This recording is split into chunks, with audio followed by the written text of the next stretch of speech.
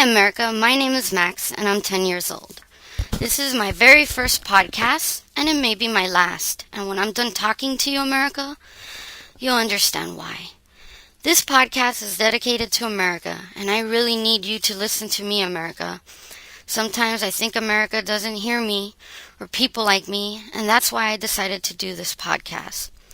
I really need you to hear me now, America. I know I'm just a kid, but maybe you need to listen to what I'm about to talk to you about from a kid's point of view. Also, for many of you, it's been a while since you were in school, and maybe you just don't remember our history and how our country came to be. So I'd like to start by telling you what I've learned in school about our great country and its laws and what I see happening. Then I will tell you what I fear is going to happen. In school, I learned how our country came to be, and really, it's an amazing story. It's the kind of story that puts to shame any superhero movie, because unlike a movie, it really happened, and no superpowers were involved. So I will tell you that story now, and please keep the following in mind. The same reasons and thought that went into the creation of our Constitution are still very real, valid, and relevant today.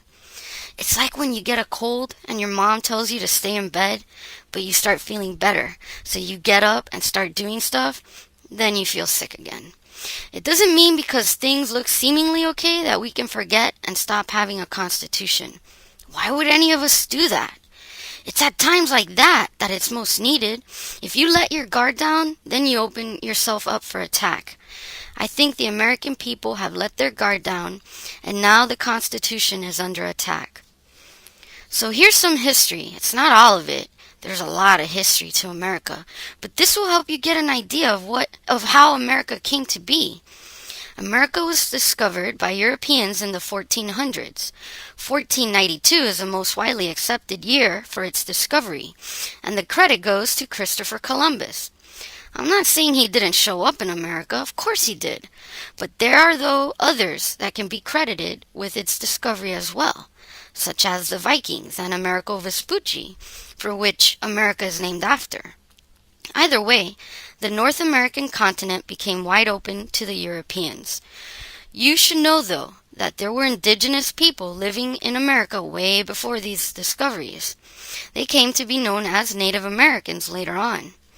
Colonists started pouring in after 1600, and in 1620 a group of Britons that became known as the Pilgrims set sail and landed in America in what is now known as Cape Cod, Massachusetts. They were escaping religious persecution. Keep that in mind as you think of how our country and government came to be. Later, during the 1770s, 13 British colonies had been established in what is known as the United States of America now. These colonies were overseen by and held accountable to British Parliament. There were a lot of problems with this, though. British Parliament began to impose new taxes upon the colonists, and the colonists felt and declared them to be unconstitutional, because they, the colonists, weren't even being represented in Parliament. This led to the widely known phrase and battle cry, "No taxation without representation." Parliament presented the colonists with several acts, one of them being the Townshend Act, which required the colonists to pay a duty tax on tea. If the colonists paid this duty, they then would be acknowledging and accepting Parliament's right to tax them without representation. In December 1773, 3 tea ships arrived at Boston, but were not allowed to dock unless the payment of the duty was made.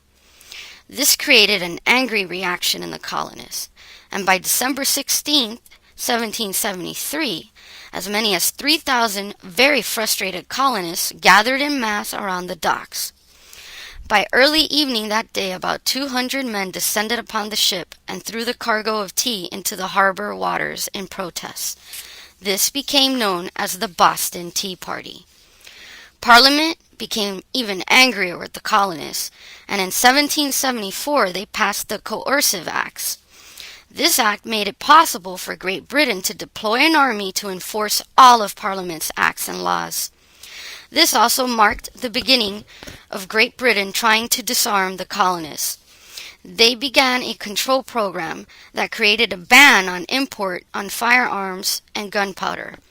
From 1774 to 1775, they also confiscated firearms and gunpowder from the colonists. This created further conflict and tension between the colonies and Great Britain, and by April 1775, both sides were embroiled in an all-out war. A little over a year later, on July 4th, 1776, the colonies declared their independence from Great Britain.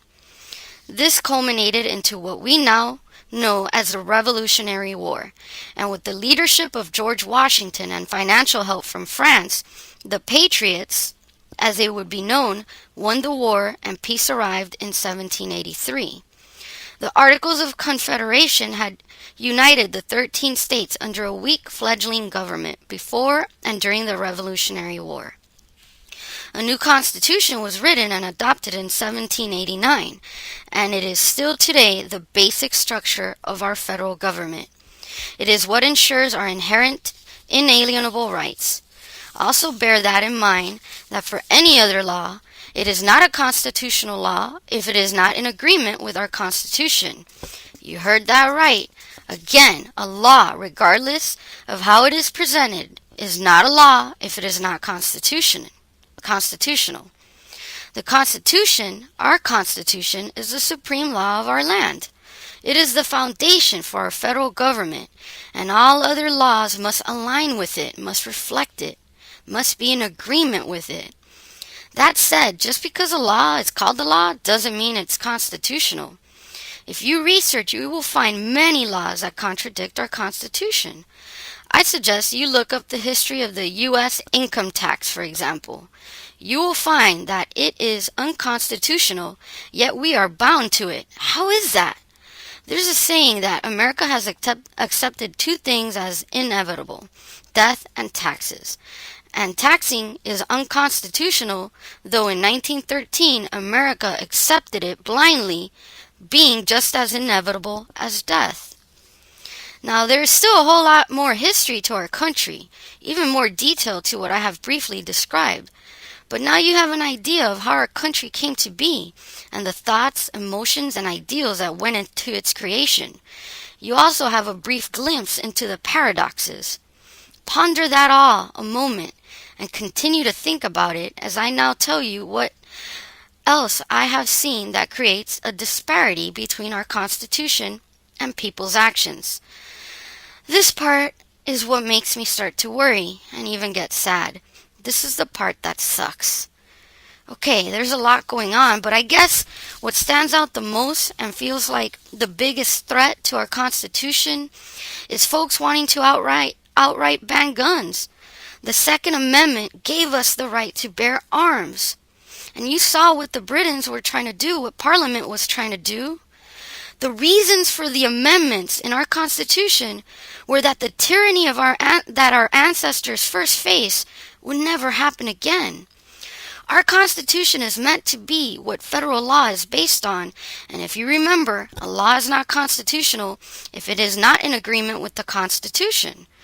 So if you introduce a law to ban all guns, it will contradict that amendment.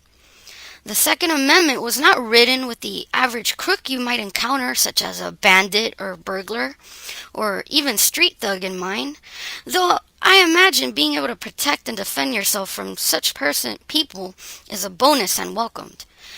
It was created to be able to fend off and stand up to tyranny, especially if it might be our own government behind the tyranny.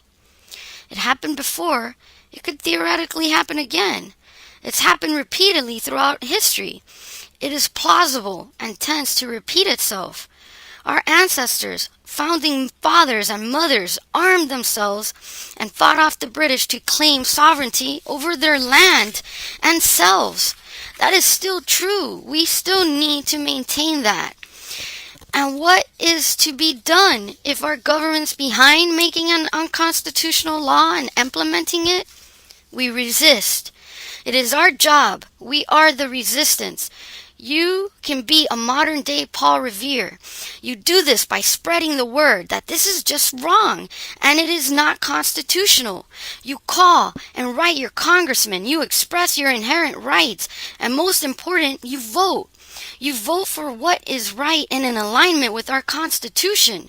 If you give on this amendment, even though it is a contradiction, you will let them make it okay for the rest of our amendments to be overridden and to allow invalid laws to supersede our Constitution.